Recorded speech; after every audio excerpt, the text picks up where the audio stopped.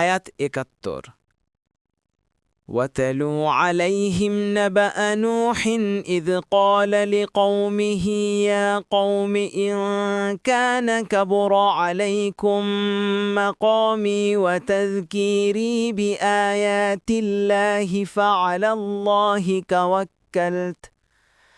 فعلى الله توكلت فأجمعوا أمركم وشركاءكم ثم لا يكن أمركم عليكم غمة ثم قضوا إلي ولا تنظرون।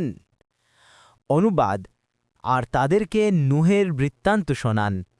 তিনি তার সম্প্রদায়কে বলেছিলেন, হে আমার সম্প্রদায়, আমার অবস্থিতি ও আল্লাহর আয়াতসমূহ দ্বারা আমার উপদেশ প্রদান তোমাদের কাছে যদি দুঃসহ হয়, তবে আমি আল্লাহর উপর নির্ভর করি। সুতরাং তোমরা তোমাদের কর্তব্য স্থির করে নাও এবং তোমরা যাদেরকে শরিক করেছ তাদেরকেও ডাকো। পরে যেন কর্তব্য বিষয়ে তোমাদের কোনো অস্পষ্টতা না থাকে। তারপর আমার সম্বন্ধে তোমাদের কাজ শেষ করে ফেলো এবং আমাকে অবকাশ দিও না। তাফসির ১ নং ফুটনোটের বিবরণ।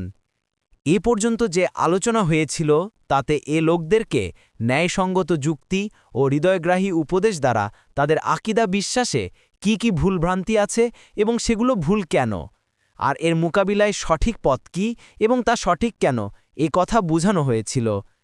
এখানে আল্লাহ তার নবীকে হুকুম দিচ্ছেন, তাদেরকে নূহের ঘটনা শুনিয়ে দিন।